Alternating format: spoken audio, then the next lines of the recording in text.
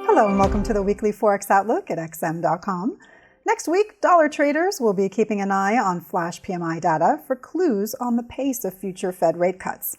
We'll also get Eurozone and UK flash PMIs, as well as inflation and retail sales numbers out of the UK, which will be important for the pound. I'm Maria Pachordiz, and joining me is senior market analyst Haralambos Pissouros. So Haralambos, Trump trades are showing no signs of cooling since Donald Trump's presidential victory. How might his election impact the Fed's next moves? What are we likely to get from the flash PMI data for November, due out on Friday? And how might those figures impact the dollar? Hello, Maria.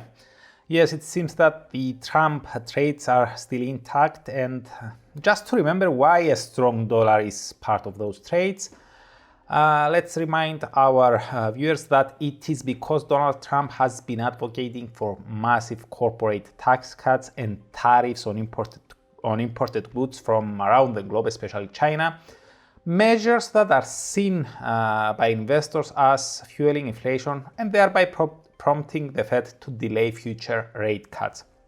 Now, with the US CPI data already pointing to some stickiness in inflation during October, and Fed Chair Powell noting just yesterday that the committee does not need to rush in lowering interest rates, it seems that more market participants are becoming convinced that the Fed may need to take the sidelines soon.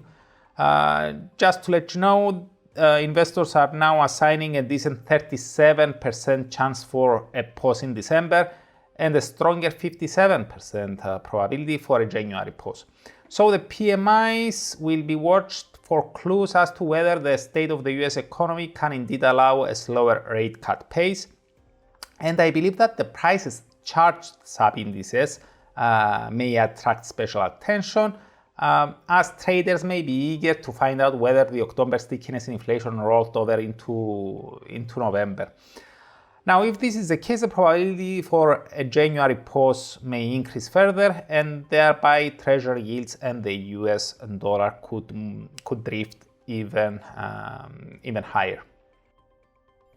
Now, also on Friday, ahead of the US data, we'll get Eurozone flash PMIs for November. What other data has come out in the Euro area recently, and how has it impacted the ECB's rate path and the Euro's trajectory? Now, following the latest ECB decision, investors were speculating on whether a 50 basis points cut could be warranted at the next policy decision. That probability was lowered significantly after the better than expected GDP data for the third quarter and after the rebound in CPI inflation for October.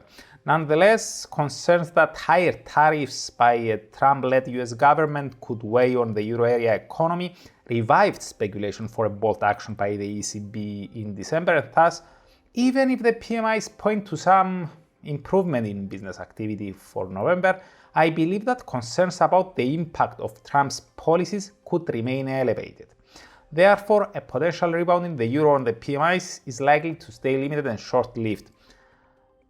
I believe that the uncertainty surrounding Germany's political landscape could also be a headache for euro traders, and thus I stick to the view that the outlook for the euro remains negative.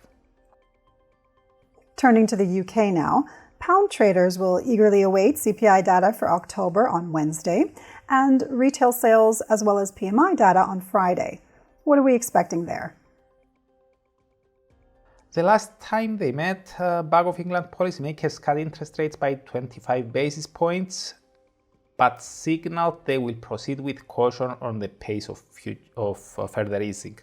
This prompted market participants to push back their rate cut expectations and to fully price in the next quarter point cut in March 2025.